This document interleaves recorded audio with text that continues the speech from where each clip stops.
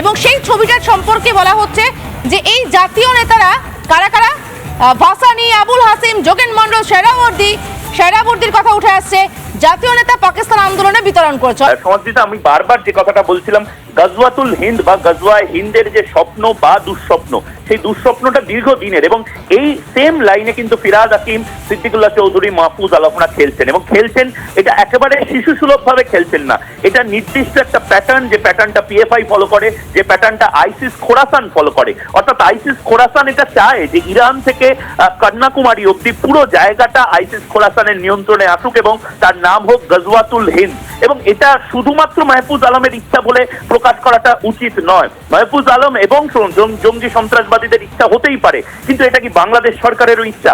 অবিলম্বে বাংলাদেশ সরকার তাদের বিদেশ মন্ত্রক, তাদের অর্থাৎ জনসংযোগের যারা আছেন, তাদের পরিষ্কার করতে হবে মাহফুজ আলম অর্থাৎ যিনি উপদেষ্টা, তার কথা যদি এরকম হয়, তার মানে এটা কি বাংলাদেশের কথা না তার ব্যক্তিগত কথা?